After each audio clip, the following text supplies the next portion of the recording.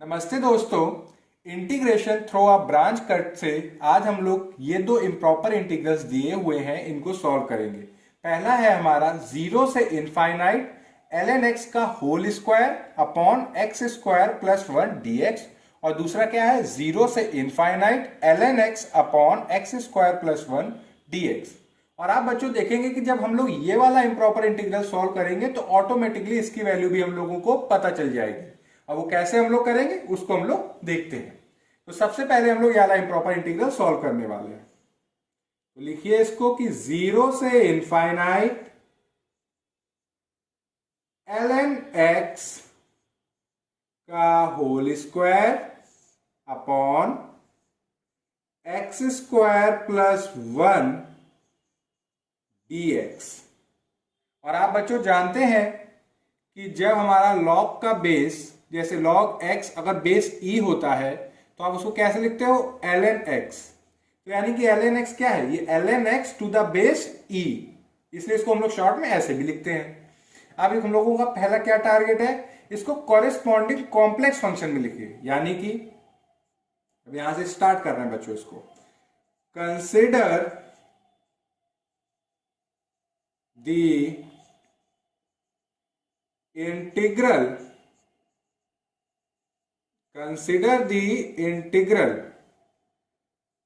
integration along c, जहां जहां x है वहां वहां आप z कर दीजिएगा। यानी कि ये ln x था ऊपर, तो ये हो जाएगा ln z का whole square upon z square, यानी कि x स्क्वायर था यहां पे z स्क्वायर प्लस वन, ये dx था, आप इसको dz कर दीजिए। और इसको आप क्या मान लीजिए, ये जो पूरा इंटीग्रैंड है इसको आप fz मान लीजिए, fz dz। अब बच्चों हम लोगों का c क्या होता है, c हम लोग जानते हैं सबसे पहले हम लोगों को z प्लेन बनाना पड़ेगा। यानी कि हम लोग क्या बना रहे हैं, सबसे पहले z प्लेन।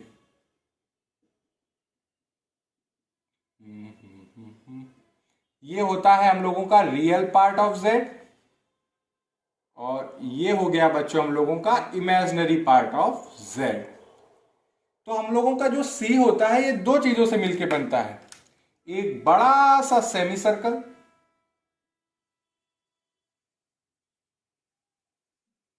एक बड़ा सा सेमी सर्कल जिसको हम लोग बोलते हैं सी आर। क्या बोलते हैं बच्चों, सी आर। और इसका रेडियस हम लोग कितना लेते हैं, कैपिटल आर। और दूसरा रियल एक्सिस लाइन, और क्योंकि इसका रेडियस कैपिटल आर है तो ये माइनस कैपिटल आर, ये कैपिटल आर।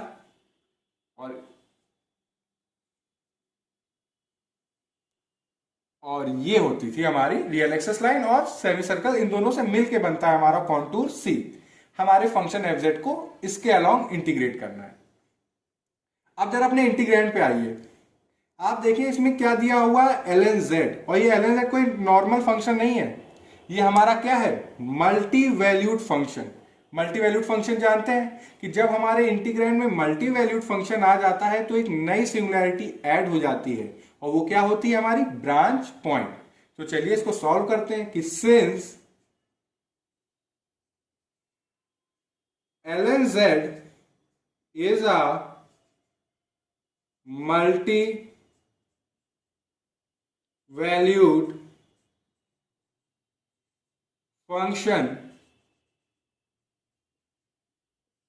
और आप बच्चों जानते हैं कि जब मल्टी वैल्यूड फंक्शन होता है तो उसकी क्या होती है, ब्रांच पॉइंट। ब्रांच पॉइंट मतलब कि वो पॉइंट जिसके अबाउट अगर z हमारा एक कंप्लीट रोटेशन करता है तो वैल्यू चेंज हो जाती है। अगर आपको मल्टी वैल्यूड फंक्शन और ब्रांच पॉइंट के बारे में बहुत डिटेल में पढ़ना है तो उसके ऊपर मैंने एक लेक्चर अपलोड किया है, ऊपर आई बटन दिख रही होगी, उस पर क्लिक करके इसको आप एक बार जरूर देखिए। आज तो हम लोग इसको सॉल्व कर रहे हैं, इसलिए हम लोगों का सारा फोकस इस पे है कि ln z हमारा मल्टी वैल्यूड फंक्शन है जिसका ब्रांच पॉइंट कहां पे होता है, z इक्वल टू जीरो पे, having branch point at z equal to zero. और ब्रांच पॉइंट कहां पे होता है, z इक्वल टू जीरो पे। तो ब्रांच पॉइंट यानी कि ये यहां पे आ गया, ये हमारा क्या हुआ, ब्रांच पॉइंट। यानी कि ये वो पॉइंट है जिसके अबाउट अगर z हमारा एक कंप्लीट रोटेशन करेगा तो ln z की वैल्यू चेंज हो जाएगी। अब आप जरा देखिए, आप अपने फंक्शन को इंटीग्रेट कर रहे हो अलोंग c, और हो क्या रहा है कि जो कॉन्टूर c की बाउंड्री पे आ गया हमारा एक सिंगुलैरिटी।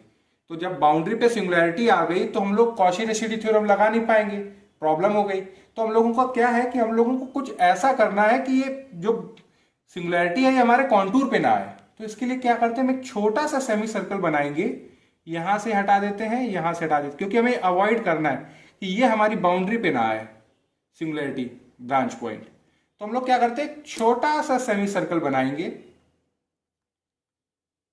बहुत छोटा सा, इतना। इसको नाम दे देते हैं हम लोग गामा, और इसका रेडियस ले लेते हैं स्मॉल आर। क्या ले लेते हैं, स्मॉल आर। अब इसका रेडियस स्मॉल आर है तो ये क्या हो गया, माइनस कैपिटल आर, क्योंकि ओरिजिन से आर डिस्टेंस पीछे आए, और ये क्या हो जाएगा बच्चों, स्मॉल आर। यानी कि हम लोगों की हो क्या रहा था, पहले बाउंड्री पे सिंगुलैरिटी आ रही थी, तो हमने क्या किया, एक छोटा सा सेमी सर्कल बनाया कि ये हमारा अवॉइड हो जाए z=0, और वो हो भी गया। अब हमारी बाउंड्री पे कहीं पे भी क्या नहीं है, कोई भी सिंगुलैरिटी नहीं है, तो यानी कि कॉची-रेसिड्यू थ्योरम आराम से लगेगी, हमारा फंक्शन एफ अब मस्त यहां पे घूम सकेगा। तो अब देखिए, since ln z is a multi-valued function having branch point at z=0, so in order to avoid this, we draw a small semi circle gamma of radius small r centered at the origin, तो हमारा contour सी अब बना किससे, अब वो देखिए जरा। दस हमारा जो सी है ये रियल एक्सेस लाइन से बना, जो कि माइनस कैपिटल आर से माइनस स्मॉल आर है। रियल एक्सेस लाइन खत्म हुई तो एक हमारा सेमी सर्कल है गामा उससे, यानी कि यूनियन गामा। गामा जब सेमी सर्कल खत्म हुआ फिर एक रियल एक्सेस लाइन आ गई स्मॉल आर से कैपिटल आर, और फिर जब ये रियल एक्सेस लाइन खत्म हुई बड़ा सा सेमी सर्कल है सी आर। यानी कि हमारा कॉन्टूर दो रियल एक्सेस लाइन और दो सेमी सर्कल से मिलके बना हुआ है। कैसे बना ये हम लोगों ने देखा।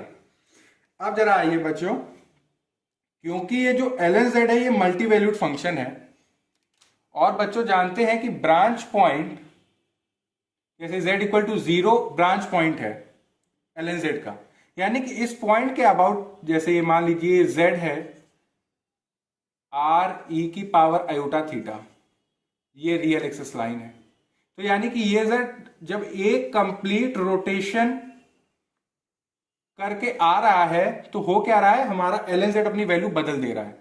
तो इसको वैल्यू, इसका यानी कि प्रॉब्लम क्या आ रही है कि जब जब कंप्लीट रोटेशन होगा ln z वैल्यू बदल देगा, तो यानी कि हम लोग इंटीग्रेट करने में प्रॉब्लम आएगी क्योंकि डिसकंटिन्यूअस हो रहा है।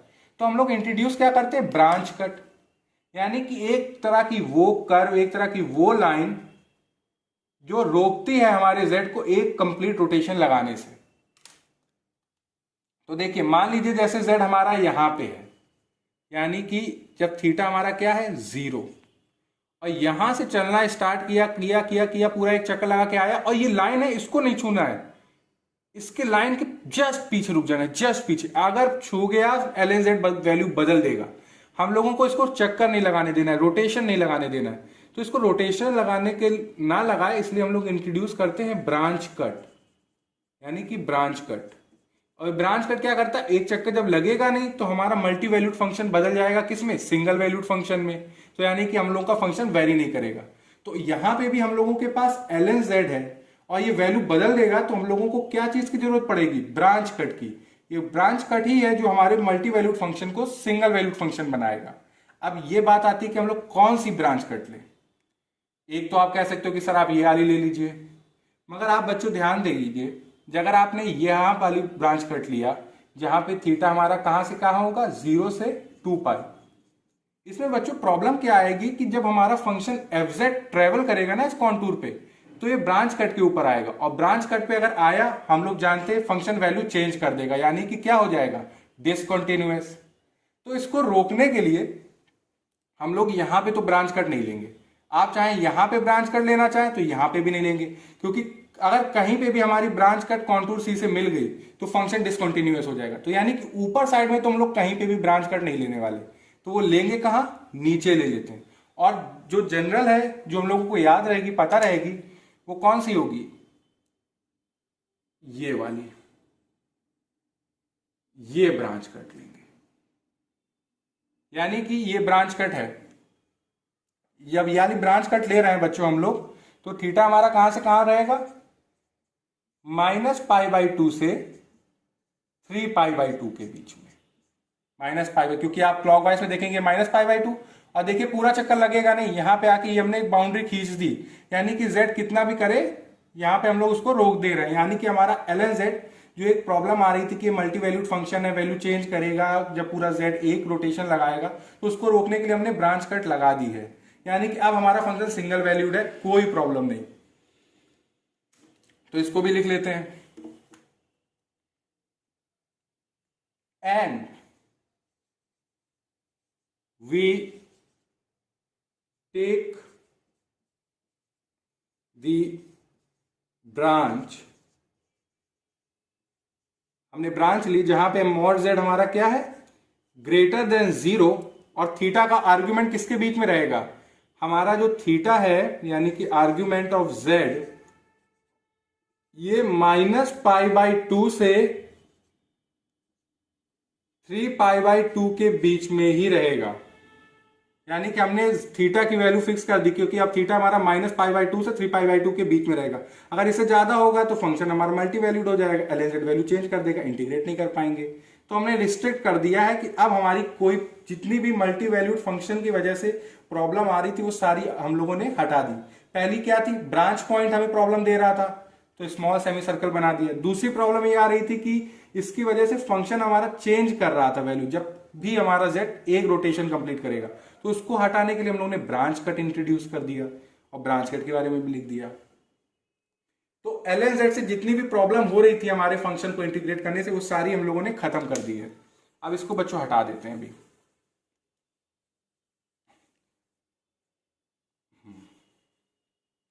अब आइए बच्चों, देखिए टेक द ब्रांच, ये अब देख हम लोगों का काम है कि ये जो इंटीग्रैंड है इसकी भी तो खुद की सिंगुलैरिटी होगी। ये तो ln z से जो प्रॉब्लम आ रही थी वो लिखी, तो अब इसकी सिंगुलैरिटी निकालें, क्योंकि ये रैशनल फंक्शन है तो सिंगुलैरिटी क्या होगी, पोल, और पोल निकालने का क्या तरीका है, डिनोमिनेटर को कर दीजिए 0। तो पोल्स ऑफ एफ जेड हमारा बच्चों है क्या, ln z का whole square z² plus 1 are given bye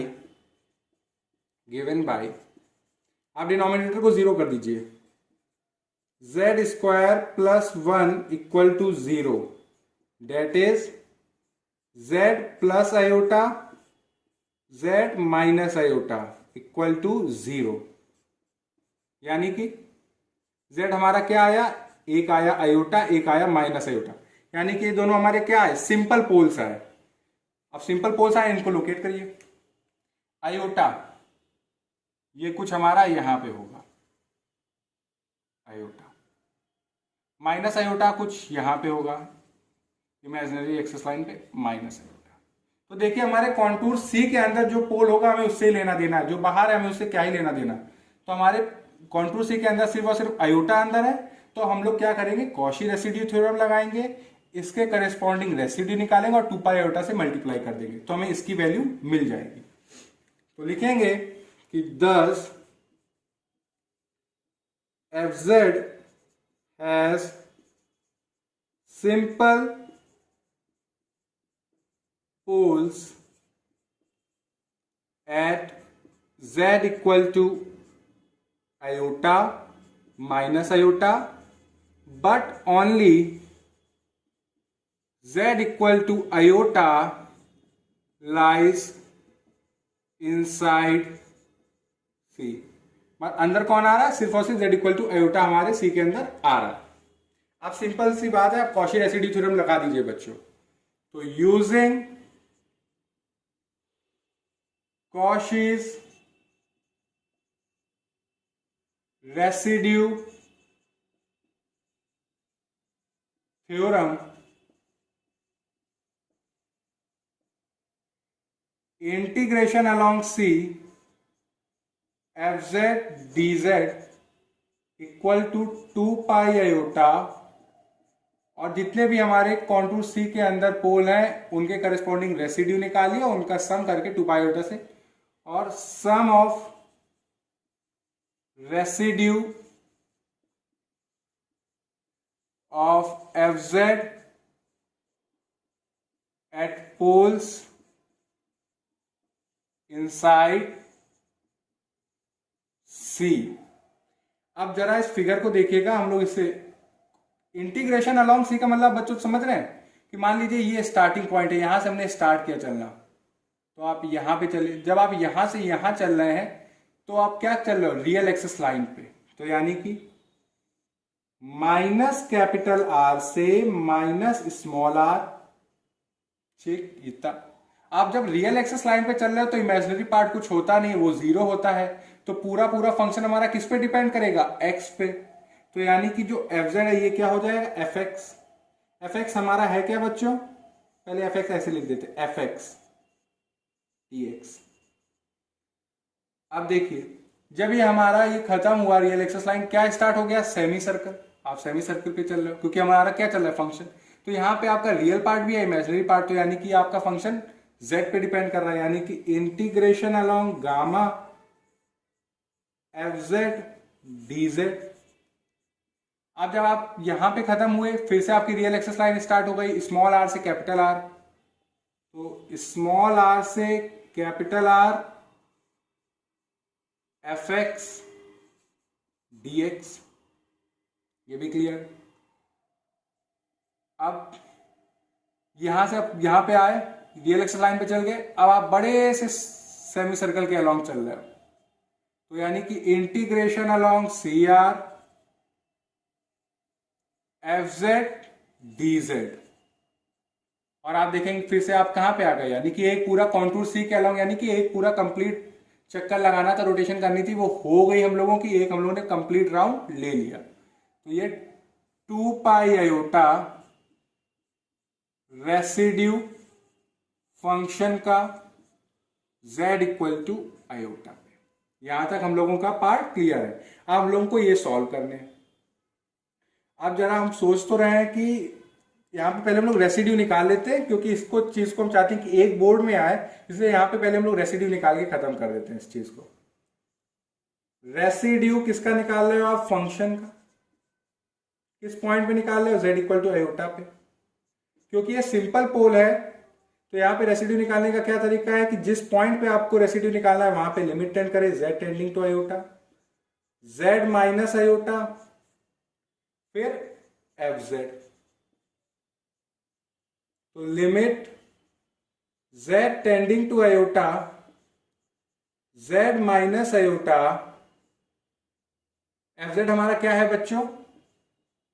ln z का whole square, z square plus 1, z square plus 1। अब जरा बच्चों यहां पे ln z की डेफिनेशन आप एक बार देखिए। अब यहां पे बच्चों गलती कर देते हैं हम लोग कि ln z को नॉर्मल ln z समझ लेते हैं, मगर आप देखें z अगर आप पोलर फॉर्म में लिखेंगे तो z होता है आर ई की power iota theta. ln z यानी कि आप z की जगह क्या लिख सकते हो? ln आर ई की पावर आयोटा थीटा। आप लॉग की प्रॉपर्टी लगाओगे ln mn यानी कि ln m plus ln n, तो इसको आप लिखोगे ln r, या एक काम करिए e की पावर आयोटा थीटा, इसको आप क्या लिख सकते हैं? आयोटा थीटा प्लस 2n पाई, क्योंकि e की पावर आयोटा थीटा होता है क्या है? cos theta plus iota sine theta, और cos थीटा और साइन थीटा का पीरियोडिक फंक्शन होते हैं, और कितना पीरियड होता है? 2 पाई। तो इसको आप ऐसे भी लिख सकते हो। अब प्रॉपर्टी लगाओगे तो ln r प्लस, क्योंकि बेस e है तो e हो जाएगा, तो ये आएगा ln r plus iota theta plus 2n पाई, और ये n हमारा क्या होता है, इंटीजर। यानी कि ln z, आप नॉर्मल ln z ना समझे, कॉम्प्लेक्स की दुनिया में ये r हमारा क्या है, z का मॉल, और थीटा क्या होता है, आर्ग्यूमेंट ऑफ z। तो यानी कि जो ln z हुआ, इसकी डेफिनेशन क्या हुई बच्चों, ln z हमारा हुआ ln mod z plus iota theta, यानी कि बच्चों इसको मैं थोड़ा वैसे लिखना चाहता हूं, रुकिएगा एक मिनट।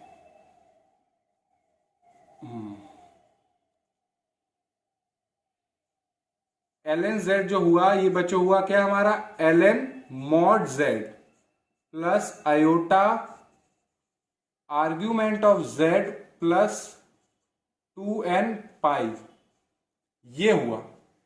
अब यहां पे आप देख रहे हो हम लोगों का आर्ग्यूमेंट n इक्वल टू 0 है, क्योंकि हम लोगों ने रिस्ट्रिक्ट कर दिया है अपनी ब्रांच को। तो ये ln z equal to ln mod z plus iota argument of z, ये हुआ। बच्चों ये जो डेफिनेशन है, अब इसका हम लोग यूज करेंगे इसको सॉल्व करने में, क्योंकि हम लोग क्या करते हैं, नॉर्मली इसको ln z ले लेते हैं तो वो प्रॉब्लम करता है। Limit z tending to iota z minus iota, ये ln z को आप क्या लिखोगे, ln मॉड z, जो डेफिनेशन है, plus iota argument of z का whole square, z square plus 1 को आप क्या लिखोगे, z plus iota z minus iota. तो z माइनस आयोटा से z minus iota cancel out हो गया। अब आप लिमिट पुट कर दीजिएगा इसमें, यहां पे थोड़ा आगे से लिखते हैं हम इसको। लिमिट जब पुट करेंगे तो ये हो जाएगा ln mod iota plus iota argument of iota का होल स्क्वायर, और ये आयोटा प्लस आयोटा, कुछ भी नहीं किया हम लोगों ने, लिमिट पुट करी। और आप बच्चों जानते हैं कि आर्ग्यूमेंट आयोटा की कितनी होती है, पाई बाई 2, और यहां पे क्या है, मॉड आयोटा यानी कि ln1 यानी कि 0, तो 0 प्लस आयोटा पाई बाई 2 का होल स्क्वायर 2 आयोटा, तो ये हो जाएगा pi square by 4 iota square, और नीचे क्या है हमारा 1/2 आयोटा। तो एक आयोटा से एक आयोटा कैंसिल, तो ये पूरा हम लोगों का क्या हो जाएगा, इसको हम सिंप्लीफाई करेंगे, जब इसको सॉल्व करेंगे तो ये हो जाएगा पाई स्क्वायर, एक आयोटा आगे 2 मल्टीप्लाई हो जाएगा, तो ये 4 हमारा किस में हो जाएगा, 8। यानी कि ये हम लोगों ने रेसिड्यू निकाल लिया z इक्वल टू आयोटा पे। अब बच्चों काम क्या करते हैं, हम लोगों को इसको सॉल्व करना है, तो बोर्ड छोटा है तो मैं इतना रब कर देता हूं पार्ट, जिससे हम लोग इसको आराम से सॉल्व करेंगे और देखते भी जाएंगे। और रेसिड्यू हम लोगों ने निकाल लिया है, इसको इसमें पुट भी कर देंगे। ठीक है बच्चों, तो मैं इसको रब कर देता हूं। तो बच्चों अब हम लोग क्या करेंगे, ये जो पर्टिकुलर हमारे इंटीग्रल्स दिए हुए हैं इनको सॉल्व करेंगे। अभी हम लोगों ने देखा, मैं यहाँ पे फिर से एक बार अच्छे क्लियरली लिखना चाहता हूं कि अगर कोई लॉगरिथमिक फंक्शन है z, तो इसको आप कैसे लिखते हो, ln mod z plus iota argument of z plus 2n पाई, और n हमारा क्या होता है, इंटीजर। अब क्योंकि यहां पे हम लोगों ने रिस्ट्रिक्ट कर लिया है कि एक रोटेशन नहीं लगने देना है पूरा, तो यहां पे n हमारा क्या रहेगा, 0। तो जब n 0 है तो ln mod z plus iota argument of z, ये कब हम लोग कर रहे हैं, जब n हमारा क्या है, 0। अभी हम लोगों ने देखा कि फंक्शन हमारा क्या दिया हुआ है, ln z का whole square z square plus 1, ये सब चीज़ें इसलिए लिख ली क्योंकि हम लोग अभी यहाँ पे यूज़ करेंगे तो हमें रिकॉल भी रहेंगी। अब जरा इसको उठाइएगा, ये जो दिया हुआ है माइनस कैपिटल आर से minus small are F x दिया हुआ है। एफ एक्स यानी क्या है, यानी कि जब इमेजिनरी पार्ट जीरो है, पूरा पूरा फंक्शन हमारा एक्स पे डिपेंडेंट है, तो यहाँ पे जहां जहां जेड है वहां एक्स कर दीजिए, तो हमारा ये होगा ln x का whole square upon X square plus 1 dx। कुछ भी नया नहीं किया बच्चों, एफ एक्स की जगह हमने वो फंक्शन लिखा जो हम लोगों का है। अब मैंने क्या बताया कि ये आपका नॉर्मल ऐसा वैसा वाला कोई ln x नहीं है, डेफिनेशन वाला ln इस्तेमाल करिएगा, ये इस पे ध्यान दीजिएगा। तो देखिए, क्योंकि दिखता तो ये मासूम है मगर है नहीं बिल्कुल भी, माइनस कैपिटल आर से माइनस स्मॉल आर, ये ln x को आप क्या लिखोगे, ln mod x plus iota argument of z। आप किस पे चल रहे हो, माइनस कैपिटल आर से माइनस स्मॉल आर। तो आप अगर real axis line, positive real axis line से एंगल देखोगे तो ये एंगल कितना है, पाई। आप यहां पे हो इस लाइन पे, और यहां पे आर्ग्यूमेंट कितनी है हमारे इस फंक्शन की, पाई। तो ये हो जाएगा आयोटा पाई का whole square upon X square plus 1 dx। अब बच्चों गलती हम लोग क्या कर देते हैं, ये आयोटा पाई हम लोग भूल जाते हैं जब भी जल्दबाजी में करते हैं, और इसके वजह से आंसर जो आना चाहिए वो तो दूर दूर तक नहीं आएगा। आप देखिए क्या करिए, अगर आप ध्यान से देखें ये हमारा इवन फंक्शन है। इवन फंक्शन कैसे, x square minus, even function होता क्या है कि एफ एक्स और F minus x same value देते हैं। तो यहाँ पे मॉड एक्स है तो ये हमेशा even function, even value positive value देगा, कोई माइनस का फर्क नहीं पड़ेगा। यहाँ पे एक्स स्क्वायर है, कोई फर्क नहीं पड़ेगा। तो जहां जहां आपका x है वहां वहां आप माइनस एक्स सब्सटीट्यूट कर दीजिए, सिंपल सी बात। तो ये dx है तो ये हो जाएगा माइनस dx। अब जरा करिए इसको, यहां से करते हैं इसको बच्चों, ठीक है। तो ये लिमिट क्या हो जाएंगे हमारी, ये जो माइनस आ रही हो जाएगी स्मॉल आर, ये माइनस कैपिटल आर हो जाएगी capital R, ln mod x minus, क्योंकि कोई हमने क्या बताया जहां जहां एक्स है वहां, क्योंकि इवन फंक्शन में कोई फर्क नहीं पड़ेगा। ये तो मैं आपको समझाने के लिए पूरा लिख रहा हूं, iota pi plus whole square minus X square plus 1 dx का हो जाएगा माइनस dx, तो ये माइनस आगे आ जाएगा। अब ये माइनस से आप लिमिट चेंज कर दी, यानी कि जो अपर है वो लोअर बन जाएगी, जो लोअर है वो अपर बन जाएगी। तो ये हो जाएगा हमारा स्मॉल आर से कैपिटल आर, मॉड है माइनस के साथ खुलेगा तो क्या हो जाएगा x, तो ये हो जाएगा ln x। कोई फर्क नहीं क्योंकि मॉड है हमेशा क्या देगा, ये पॉजिटिव वैल्यू। और आप ये भी देखिए, अब आप चल रहे हो स्मॉल आर से कैपिटल आर, तो x तो हमारा पॉजिटिव ही रहेगा ना इसमें, तो मॉड लगाने ना लगाने कोई फर्क नहीं। प्लस अयोटा पाई का whole square X square plus 1 dx, ये आया। अब देखिए यहां से यहां तक स्टेप बहुत इत्मीनान से करने वाले होते हैं, इसमें आप कोई भी आलस नहीं करिएगा कि एक स्किप कर दें, पूरा करके लाइए आप इसको। अब स्क्वायर आप खोल दीजिए इसको, जब इसको आप खोलेंगे तो ये हो जाएगा स्मॉल आर से कैपिटल आर ln x का whole square X square plus 1 dx, एक ये हुआ। इसको करेंगे तो आयोटा स्क्वायर पाई स्क्वायर, यानी कि iota square -1 minus pi square small R से कैपिटल आर, ये हम लोग जो दिया हुआ है इसको हम लोग एक्सपेंड कर रहे हैं, ठीक है बच्चों, A square plus B square plus 2ab form में।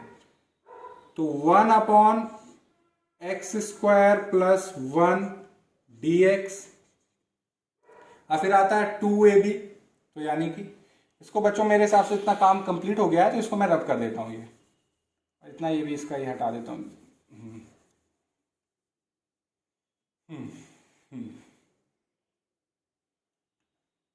प्लस 2 आयोटा पाई, ये कांस्टेंट था बाहर ले लिया, स्मॉल आर से कैपिटल आर, स्मॉल आर से कैपिटल आर, ln x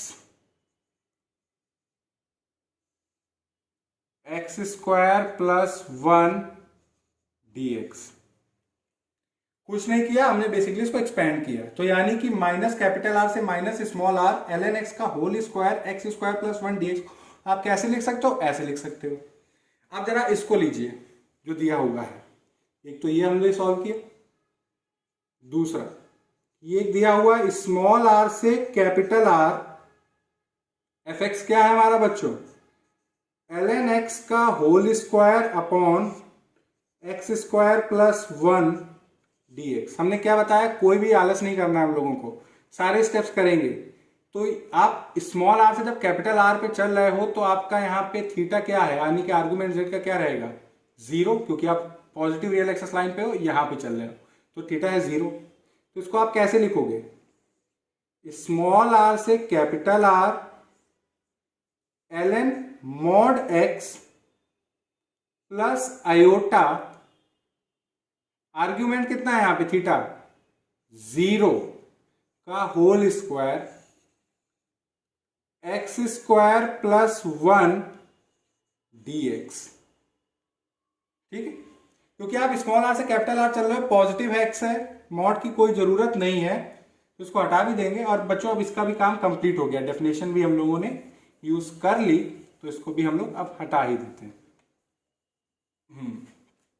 अब देखिए ये 0, तो ये हमारा क्या हो गया? स्मॉल आर से कैपिटल आर, थोड़ा सा मॉइस्चर है इसमें, मार्कर फिसल रहा है, तो ये हो जाएगा हमारा, क्या बताया? मॉड हटा दीजिए, मॉड हट जाएगा तो ये हो जाएगा ln x का whole square X square plus 1 dx। अब देखिए लिखा ये जो यहाँ है वो यही लिखा हुआ है, मगर इसको करने से क्या हुआ? एरर जो होने की संभावना थी वो खत्म हो गई। डेफिनेशन भी यूज कर ली और क्यों ऐसे लिख रहे हैं वो भी समझ में आ रहा है, क्योंकि आप सीधे इसको यहाँ पे डायरेक्ट लिख सकते हैं, मगर इसका बड़ा इंपॉर्टेंट रोल है, क्योंकि जब भी आप इंटीग्रेशन में जब लॉगरिथमिक फंक्शन होता है और आप द्वारा branch cut by the Cauchy residue theorem solve कर रहे हो, तो इस स्टेप को कभी मत भूलिएगा। आप इसको नॉर्मल एक्स ln x मत समझिएगा जैसा आप लेते हैं। आप देखिए ये सॉल्व हो गया, ये सॉल्व हो गया। आप इनको इसमें वैल्यू पुट कर दें, ठीक है, बहुत ध्यान से देखिएगा। तो माइनस कैपिटल आर से minus small F X DX की वैल्यू हमने निकाल ली, ये आई, ये तो इसमें लिखेंगे तो आप देखेंगे कि स्मॉल आर से कैपिटल आर ln x का whole square X square plus 1 dx, और जब ये वाली वैल्यू पुट करेंगे तो ये दोनों सेम है, तो इनको ऐड कर देंगे हम लोग, तो ये हो जाएगा 2, या हम लिख देते हैं कि कंफ्यूजन बिल्कुल भी ना हो। Small R capital R ln x का whole square X square plus 1 dx minus pi square small R से capital R 1 upon X square plus 1 dx plus 2 iota pi small R से capital R ln x X square plus 1 dx, ये तो हमने लिखा। फिर integration along gamma, integration along gamma F Z लिखना चाहें तो लिख दें, ln z का whole square Z square plus 1 dz, और यहाँ पे क्या आ रहा था? स्मॉल आर से capital R F X D X की वैल्यू हमने निकाली, क्या है? स्मॉल आर से कैपिटल आर ln x का whole square X square plus 1 dx। तो आप देखेंगे बच्चों ये और ये टर्म तो सेम है, तो इनको ऐड कर दीजिए, तो यहाँ पे ये क्या हो जाएगा? 2। ठीक है, यही मैं आपको बताना चाह रहा था। अब इसको हटा दीजिए, ये तो मैंने आपको समझाने के लिए इतना किया। अब फिर क्या है? फिर इंटीग्रेशन अलोंग, क्योंकि ये भी हमने लिख लिया, अब ये plus integration along C R F Z बच्चों क्या है? वही हमारा ln z का whole square Z square plus 1 dz, और बच्चों किससे मल्टीप्लाई करा रहे हैं हम लोग, 2 पाई आयोटा, यहाँ पे करते हैं थोड़ा सा स्पेस तो लगे, 2 पाई आयोटा, और रेसिड्यू हमने निकाल लिया, ये आया है, हमने अभी देखा हम लोगों ने कैसे निकाला, pi square by 8 iota. Clear बच्चों? अब इसका काम खत्म हो गया इतने पार्ट का, इसको अब हम लोग हटा सकते हैं।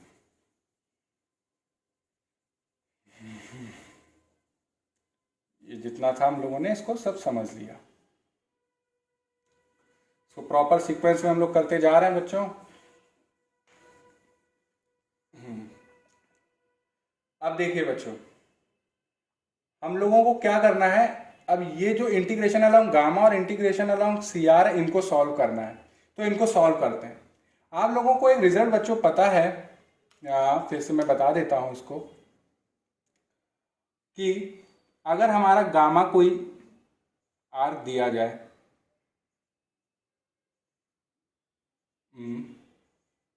ठीक है, आप लोगों ने पढ़ा होगा कि ये हम फिर से रिकॉल कराते हैं कि जेड एफ जेड, अगर ये हमारा 0 हो जाए, जब z हमारा किधर चला जाए, इनफाइनाइट पे, तो आप मान लीजिए आर्क के अलोंग कर रहे हो इंटीग्रेट, वो मान लीजिए सेमी सर्कल भी हो सकता है सी आर,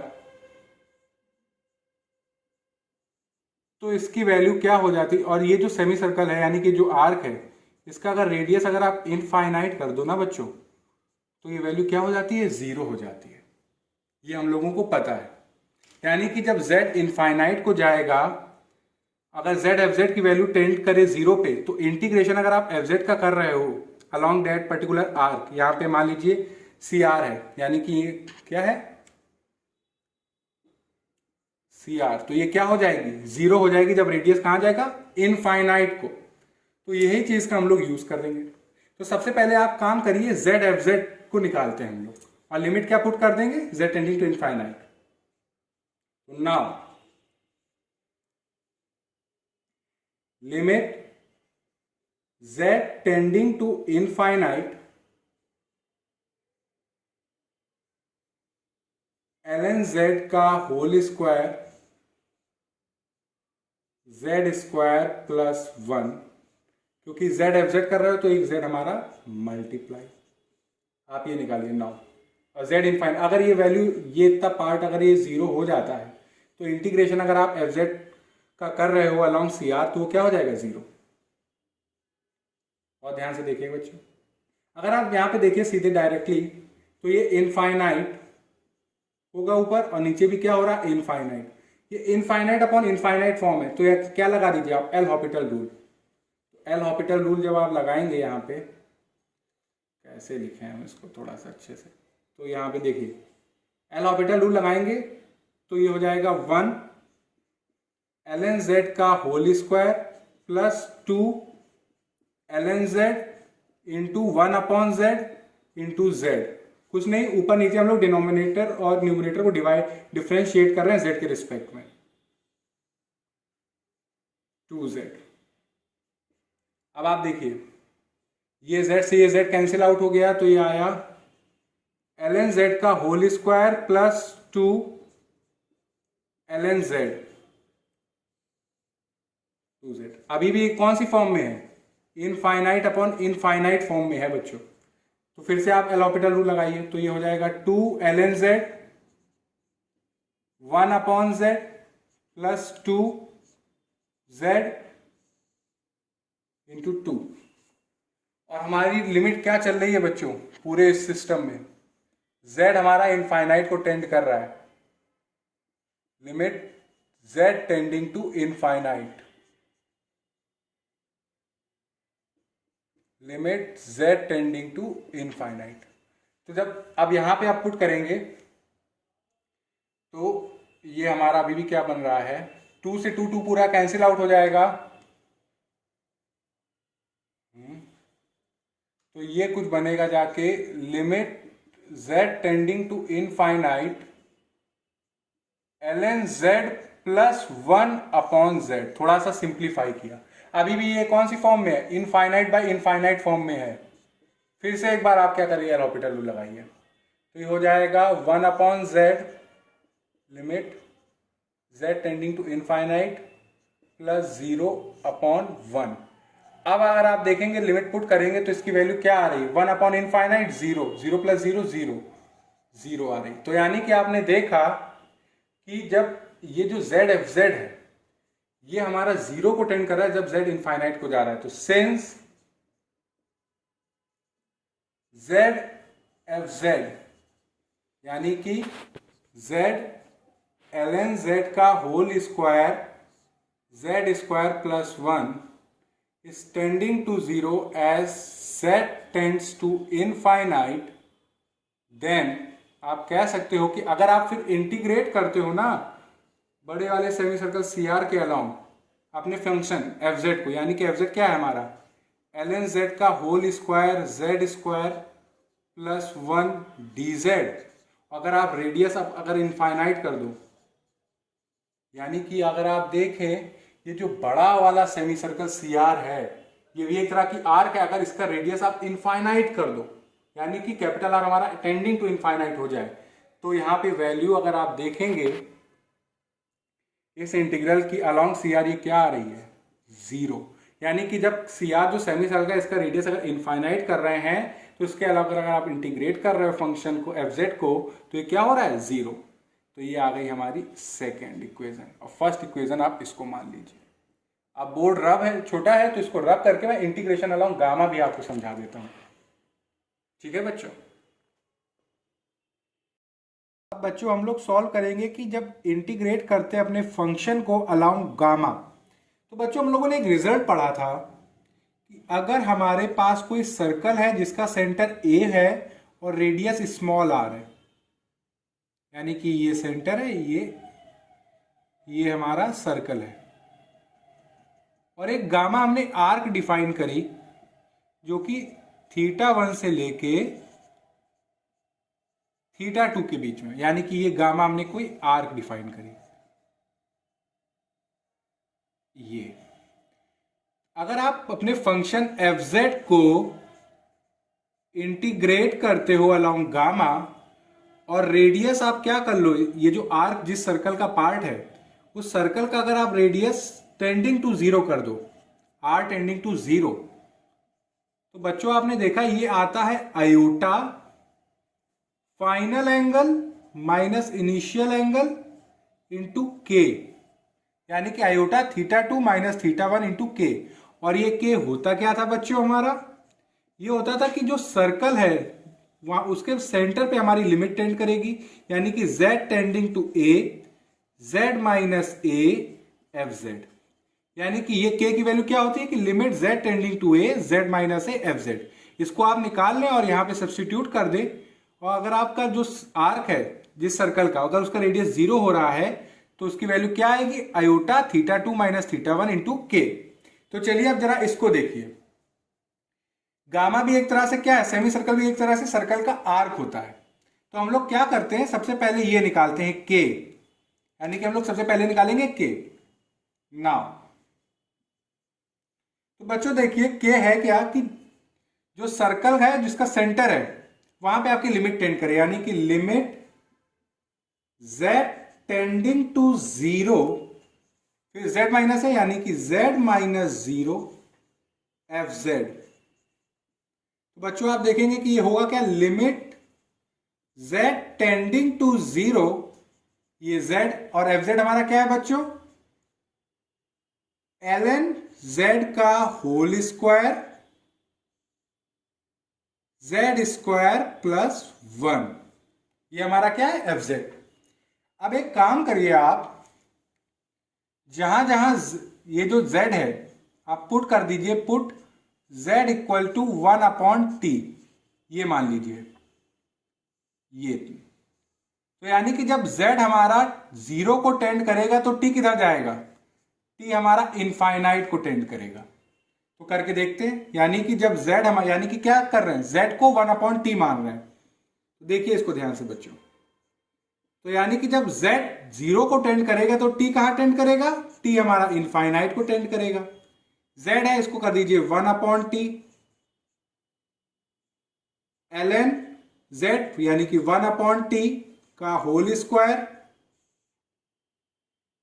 ये z स्क्वायर है तो यानी कि 1/t का होल स्क्वायर प्लस 1।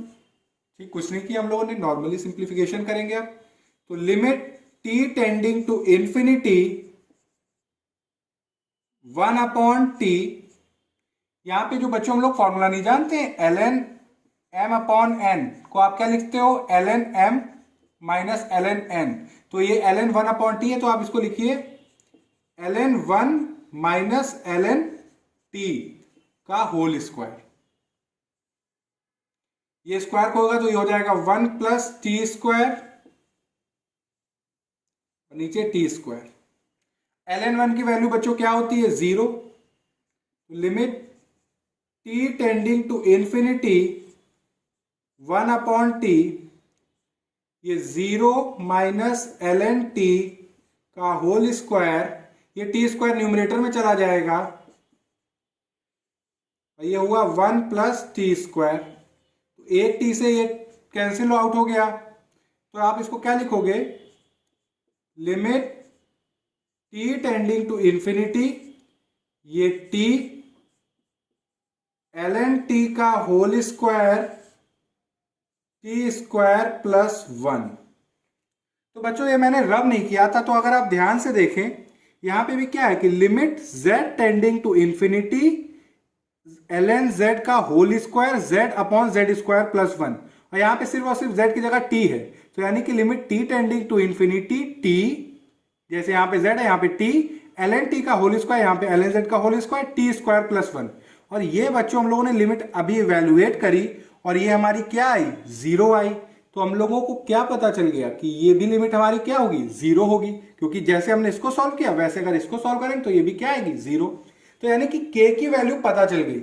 तो अगर आप इंटीग्रेट कर रहे हो गामा के अलोंग, फंक्शन हमारा क्या है, ln z का whole square z square plus 1 dz, और आप गामा का रेडियस क्या कर रहे हो, यानी कि जो आर्क है, जिस सर्कल का पार्ट है उसका रेडियस अगर आप टेंडिंग टू 0 कर दो, यानी कि ये जो स्मॉल आर है इसका सर्कल का रेडियस बिल्कुल 0, बिल्कुल यहां ब्रांच पॉइंट के पास ला दे, यानी कि टेंडिंग टू 0, तो ये किसके इक्वल है, आयोटा। फाइनल एंगल क्या है, आप यहां से इधर जा रहे हो तो ये एंगल क्या होगा, रियल एक्सिस लाइन से 0 0। यहां पे ये एंगल इनिशियल एंगल ये कितना है, पाई, 0 माइनस पाई, और अभी हमने k की वैल्यू निकाली वो क्या आई, 0, तो ये भी क्या आ रहा है, 0। यानी कि गामा के अलोंग जब हम इंटीग्रेट कर रहे हैं फंक्शन fz को और रेडियस टेंडिंग टू 0 कर रहे हैं तो वो क्या आ रहा है, 0। तो ये आ गया, यानी कि बड़े वाले सेमी सर्कल के अलोंग कर रहे हैं और उसका बड़े वाले सेमी सर्कल का रेडियस टेंडिंग टू इनफाइनाइट कर देंगे तो ये 0 हो, और छोटे वाले सेमी सर्कल है इसका रेडियस अगर टेंडिंग टू 0 कर दे तो ये भी 0 आ रहा है। तो हमें अब क्या करना है, simply small R tending to 0 कर दो, capital R tending to infinite कर दें तो ये दोनों गायब हो जाएंगे अब इससे। तो वही करते हैं हम लोग। अब हम सोचा इसको रब कर दें, हम सोच रहे थे कि थोड़ा सा रेफरेंस ले पाते इसको, एक काम करते हैं इसको इतना मिटा देते हैं हम रिजल्ट, क्योंकि हमें चाहिए कि इसका रिजल्ट अभी हम लोगों ने लिख लेते हैं यहाँ पे। ये तो मैंने आपको रेफरेंस के लिए बताया था, यानी कि अभी हम लोगों ने देखा, यानी कि गामा के अलोंग हमने फंक्शन ln z का whole square z square plus 1 dz, और रेडियस अगर टेंडिंग टू 0 है तो ये क्या आया, 0 बच्चों, जिसको हमने मान लिया इक्वेशन थर्ड। अब देखिए क्या करिए, taking small R tending to 0, capital R tending to infinite in equation 1, equation 1 कौन सी है, ये हमारी जो दी हुई है, and using second and third, ये सेकेंड इक्वेशन हमने निकाली ये, और ये थर्ड, ये अभी हमने सॉल्व करी, and third in equation 1 we get, तो हमें क्या मिलेगा, तो आप देखेंगे जब small R radius tending to zero है तो ये हो जाएगा 2 टाइम्स जीरो से इनफाइनाइट, क्योंकि कैपिटल आर रेडियस इनफाइनाइट पे जा रहा है, ln x का whole square X square plus 1 minus pi square, ये स्मॉल आर क्योंकि टेंडिंग टू जीरो ले रहे हैं तो, और capital R tending to infinite, 1 upon X square plus 1 dx plus 2 iota pi, small R radius tending to zero है, capital R radius tending to infinite, ln x upon X square plus 1 dx। और ये बच्चों देखा कि जब हमारा small R radius tending to zero आ रहा है तो ये हमारा जीरो आ रहा है, ये हमने शो कर दिया, तो ये जीरो। और जब capital R radius tending to infinite है तो ये भी हम लोगों ने शो किया अभी, ये भी जीरो प्लस जीरो, और ये इक्वल किसके हैं? अब यहाँ पे देखिए आयोटा आयोटा स्क्वायर हो जाएगा, इसको अगर सॉल्व करें तो 2 से ये कट जाएगा तो आएगा 4, पाई पाई पाई स्क्वायर है, ये पाई तो ये पाई क्यूब, और ये आयोटा स्क्वायर है तो आयोटा स्क्वायर होता कितना है -1, तो आ जाएगा माइनस पाई क्यूब बाई 4, तो यहाँ पे क्या आ गया माइनस पाई क्यूब बाई 4। तो यही जो इक्वेशन थी यही मैंने लिखी, और सिवाय चेंज क्या हो गया कि स्मॉल आर कैपिटल आर की हमने लिमिट पुट करी तो इसमें आ गया। अब मैं इसको रब कर देता हूं, ये तो हमने समझाने के लिए इसको रखा था। ये बहुत सफाई से, जिससे कि हमारा सोल्यूशन बिल्कुल एक ऑर्गेनाइज्ड वे में सॉल्व कर रहे हैं, तो ऑर्गेनाइज्ड वे में दिखना भी चाहिए, इसलिए मैंने इसको रखा। और अब इसका भी काम खत्म हो गया। अब हम लोगों का नीटली हम लोग किसको कंक्लूजन स्टेप्स पे आ रहे हैं हम लोग बच्चों, सारा काम हो गया हम लोगों का यहाँ से। अब एक काम करिए, ये जो लिमिट दी हुई है इसको सॉल्व करते हैं, इसको बहुत ध्यान से देखिएगा कि नाउ इसको आप सॉल्व करिए। ये जो दिया हुआ है 0 से infinite 1 upon X square plus 1 dx। बच्चों क्लास 12 में हम लोगों ने इनडेफिनिट इंटीग्रेशन का ये फॉर्मूला पढ़ा था कि 1 अपॉन एक्स स्क्वायर प्लस 1 का इंटीग्रेशन होता है tan inverse x। Upper limit है इनफाइनाइट और लोअर लिमिट है 0, तो जब अपर लिमिट पुट करेंगे तो ये आएगा pi by 2, lower limit put करेंगे तो आएगा 0, तो ये कितना आएगा पाई बाई 2। तो यानी कि 0 से infinite 1 upon X square plus 1 dx की वैल्यू हमने निकाली, वो क्या आई पाई बाई 2। अब इसको आप इसमें सब्स्टिट्यूट कर दीजिए, तो ये होगा 2, 0 से इनफाइनाइट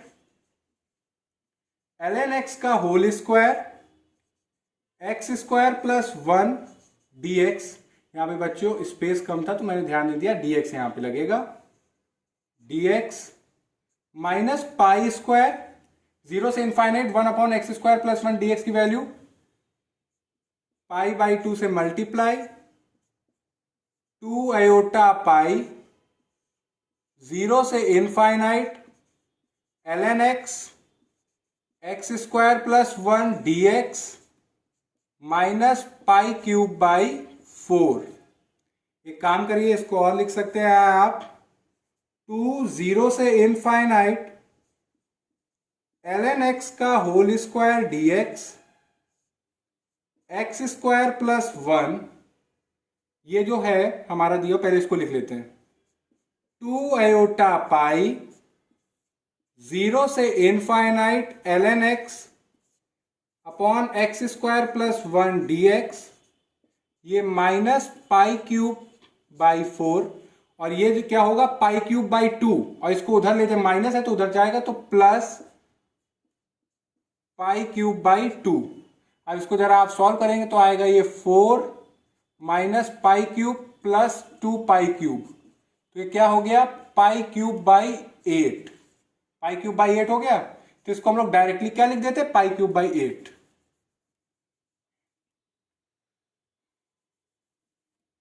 तो ये क्या हो गया हमारा बच्चों पाई क्यूब बाई 4, क्योंकि नीचे डिनोमिनेटर में 4 था। अब आप देखिए यहां पे इक्वेट कर दीजिए, ये 2 है इसको भी उधर ले जाते हैं हम लोग। तो जब 2 उधर जाएगा तो यहाँ से भी 2 हट जाएगा, तब ये हो जाएगा हमारा क्या, π³/8। अब एक काम करिए, रियल और इमेजिनरी पार्ट दोनों साइड इक्वेट कर दीजिए, यानी कि equating real and imaginary part we get 0 से इनफाइनाइट ln x का होल स्क्वायर x² + 1 dx। ये एक रियल एंटिटी है और यहाँ पे भी रियल है, तो ये आया हमारा 0 से इनफाइनाइट